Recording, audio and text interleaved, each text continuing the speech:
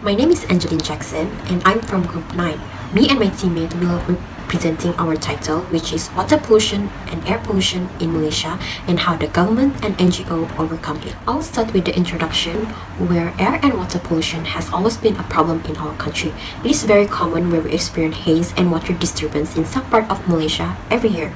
Haze usually occurs in the middle of the year, where the most affected areas are in Sarawak with an IPU as high as 270 in 2019, whereas water disturbance in Selangor continues since 2018. Approximately 50% of water supply disturbance report out of total of 83,729 has been reported.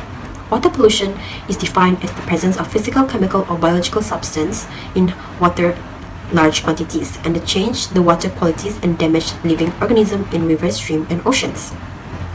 Air pollution is a condition that involves the introduction of any chemicals, substance, or biological substance that can cause harm or discomfort to human or other living organism or damage the environment. My name is Rekleman Anaranga and my metric number is 73184 and my major is Politics and Government Study.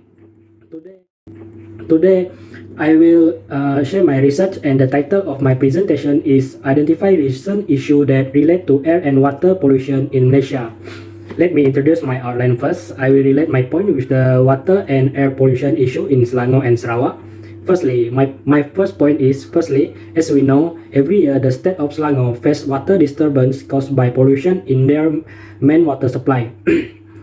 The main cause of pollution in Selangor is number 1, dumping of rubbish from residential areas, and number 2 is the attitude of some irresponsible factory operators that throw the toxic waste into the river. For example, the Ministry of Water, Land and Natural Resources has identified 3 factory areas that are the main cause of pollution in Sungai Gong. My second point is about air pollution in Sarawak. Every year in Sarawak, there will be air pollution caused by haze brought by the wind blowing from Sumatra and the Borneo Island to the state of Sarawak. This thing happened because due to open burning of pit soil during high heat, and the reason for open burning in Sumatra and the Borneo Island is mainly for agriculture use, such as fertilizing the soil. That's all from me. Thank you. My name is Muhammad Iqbal bin Abdul Rahim, 70605. So, I will present about the agencies that involved in risk of air and water pollution. There are many agencies that involve, such as Department of Irrigation and Drainage, DID, Forestry Department Peninsular Malaysia, FDPM, Department of Wildlife and National Parks, DWNP, Forestry Research Institute Malaysia, FRIM, Department of the Environment, DOE, Malaysian Natural Society, MSN, and Alam Flores, Sendian Berhad, and others. All the agencies mentioned above play their same role in tackling the problem of water and air pollution. But the main function of the Department of the Environment, DOE, is to enforce the Environmental Quality Act. According to the Environmental Quality Act 1974, the Director is advised to carry out the duties assigned to him. Among its duties is to coordinate all activities related to waste disposal to control pollution, protect and maintain the quality of nature. In addition, the function of the Department of the Environment also the organized program to preserve and conserve the environment good, such as the Sustainable Program Environmental Award. This program aims to increase the level of awareness of school pupils on the importance of preservation and conservation of the environment. Furthermore, the Department of Environment works to control pollution and improve the quality of the environment and related laws. Therefore, the Department of Environment and Water has established an environmental crime unit to address the issue of water pollution. This unit will be placed under the Ministry of Security because it can affect our national security, especially in terms of economy and the well-being of the people. I will explain further regarding question B. Furthermore, these agencies, which is Department of Irrigation and Drainage, Forestry Department Peninsular Malaysia, Department of Wildlife and National Park, Forest Research Institution Malaysia, Department of Environment, Malaysian Natural Society, and Alam Flores Sehan Berhad also works together with the government, the industry, and some are working with businesses that encourage and promote tackling pollution. The government is committed to the protection and the conservation of the country's environment. Various policies and legislation, including regulation and program, has been introduced to balance environmental development and conservation. Among the policies are the National Environmental Policies, the National Forestry Policies, the National Biological Diversity Policy, the National Mineral Policy, and the National Climate Change Policy. While laws including Environmental Quality Act, the National Forestry Act, and the Wildlife Protection Act are also in force. These existing policies, laws, and guidelines provides guidance to all parties including federal and state government agencies, local authorities, industrial sectors, and society to ensure the country's natural resources are used sustainably while preserving our environment. The industries and development plays a very important role in overcoming this problem. This is because among the causes of air pollution and water pollution comes from these industries and development, where these industries will burn their waste and throw them in the river, streams, and ocean, causing pollution in the air and water. Furthermore, as an individual, we can reduce air and water pollution by sharing transportation or using public transportation and implemented the 3R in our life, which is reuse, reduce, and recycle. As a student, how do you think you can contribute to reduce the air and water pollution and create awareness among the public? As a student, the effort to reduce water and air pollution is by creating awareness to the public to overcoming the problem of environmental pollution is through the teaching of daily practice at home. Practice that can be done by family members to prevent environmental pollution is by not throwing waste oil in the sink that can lead to water pollution. Disposing of cooking oil into the sinks makes it difficult for the water to be treated because it is already contaminated. In addition, we can also hold a campaign to overcome the problem of environmental pollution that occurs in the residential area. This aims to provide awareness to the general public regarding the importance of preserving the environment. And lastly is having a recycling program. This is because air pollution occurs due to open burning by residents around housing estates. Therefore, through this, we can encourage them to sell recyclable goods to second-hand goods dealers. This is because these goods can be reprocessed to produce new goods, so it can prevent the occurrence of pollution to the environment. So next is, do you think the Malaysia government has done its job effectively at reducing the air and water pollution? Yes, indeed, the government has done their job effectively. As we have seen, laws and regulations have been created to protect nature.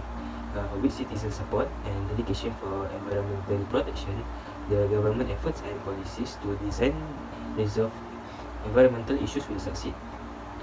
It follows the government effort to enhance air and water quality in Malaysia will give benefits which can improve understanding of the awareness and support for the environmental protection among the citizens in this country.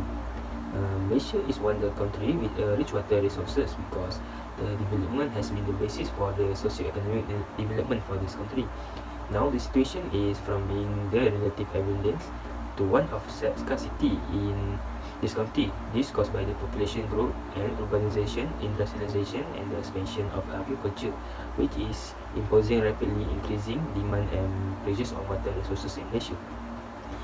Malaysia also has made some new vision to keep moving forward in the Malaysian Water Partnership. The key objective of the vision, which is water for people, water for food and rural development, water for economic development, and lastly, water for the environment, which includes all nation citizens will have access to a safe and affordable water supply and also a protection of the water environment to preserve water resources, including both surface water and underground water, and also natural flow in regimes biodiversity and the cultural heritage, along with mitigation of water-related hazards.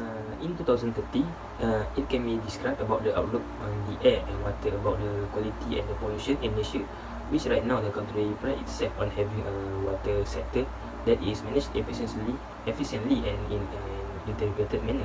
This is because the government makes smart partnership agreements between the states and the federal government, and also facilitated by the National Water Resources Council. The air pollution in this country can be controlled but might get worse because of lack of monitoring from the authorities. Our air and the environment in this country will getting worse if citizen does not support the act and campaign that was made by the government. And if the citizens cooperate with the government regarding air pollution, this country air pollution will decrease and can enjoy fresh air and live a better future in a clean environment and also an excellent quality of atmosphere in 2030. It is possible by 2030 water quality will be guaranteed with a new technology. The technology can ensure the quality of water is maintained as well as the tone of the special place to treat contaminated water. Good air quality can also be maintained in future. This is because there are definitely new technologies to prevent air pollution such as haze. For example, nowadays, there are vehicles that do not emit thick smoke due to the use of electricity as fuel to produce energy, not petrol. In addition, combustion that produce thick quantities of smoke can be overcome through modern means by 2030. To sum it up, we can say that the air that we breathe is getting more and more polluted day by day. The biggest contributions to the increase in air pollution is fossil fuel, which produce nitric and sulfuric oxide.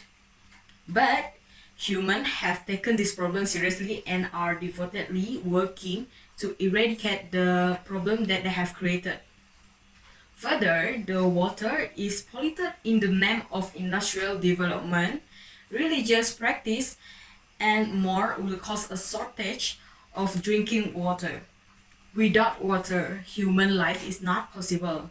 The government plays an important role to overcome water and air pollutions because without these organizations' effort, laws and policies regarding air and water pollution will not exist.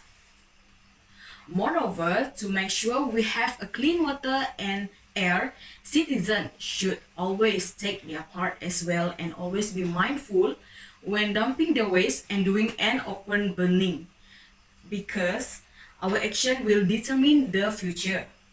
Lastly, get rid of all ego and greed within us so that the future generations won't have to suffer.